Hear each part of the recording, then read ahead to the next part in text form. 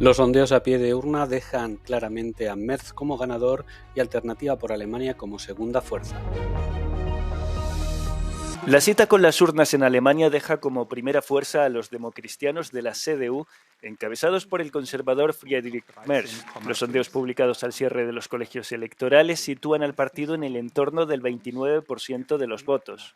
En segunda posición se situaría, según los mismos sondeos, la formación ultraderechista Alternativa para Alemania, conocida por las siglas AfD, con cerca de un 20% de los votos, casi el doble de su resultado de 2021 y el mejor resultado de un partido alemán de extrema derecha desde la Segunda Guerra Mundial. El partido socialdemócrata del canciller saliente Olaf Scholz quedaría relegado a la tercera posición con un varapalo histórico, el peor resultado para la formación desde la Segunda Guerra Mundial, con un 16,5% de los votos según los sondeos a pie de urna. Le siguen los verdes con el 12% y el izquierdista Die Linke con el 9%. Los liberales y el BSW rozan el 5% y si acaban cayendo por debajo de ese umbral no obtendrán representación parlamentaria, pero si lo logran, ese escenario podría cambiar la dinámica de las negociaciones. Voting in Germany is notoriously complex, but we're here to break it down for you.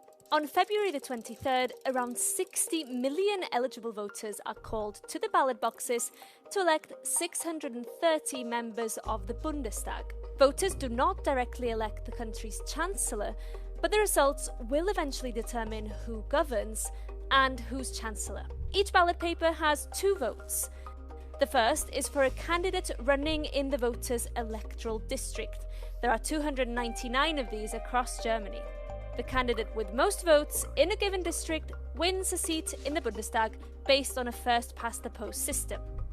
The second vote is for a political party.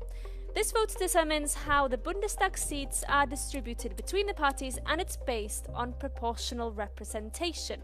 So if a party gets 20% of the vote, it should get 20% of seats. But here's the catch.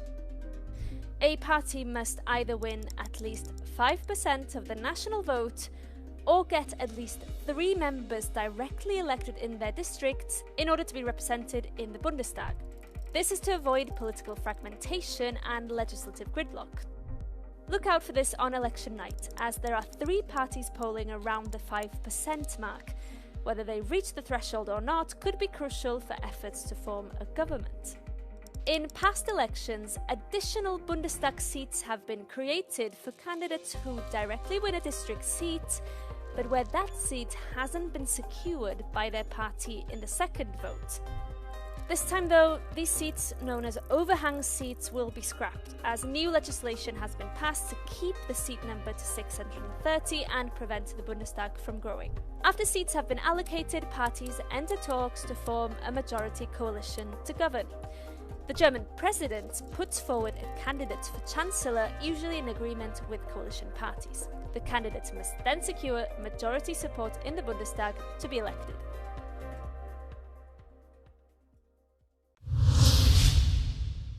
French President Emmanuel Macron is heading to the White House on Monday for a crucial meeting to try to put Europe back at the center of the high-stakes Ukraine peace negotiations held bilaterally between the US and Russia. This meeting comes as European leaders are trying to come up with a united response to the lightning rapprochement between US President Donald Trump and Russian President Vladimir Putin. So what's Macron's plan exactly? Well, during a live Q&A on his social media, Macron said that he would try to convince Trump on Monday that pandering to Putin's demands will only make him seem weak.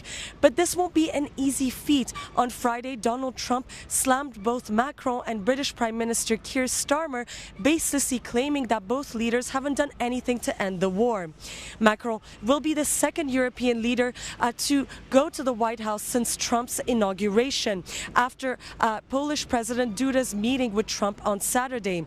But the diplomatic ballet is far from over, with British Prime Minister Keir Starmer set to meet with Trump on Thursday in order to try to shore up support for Ukraine.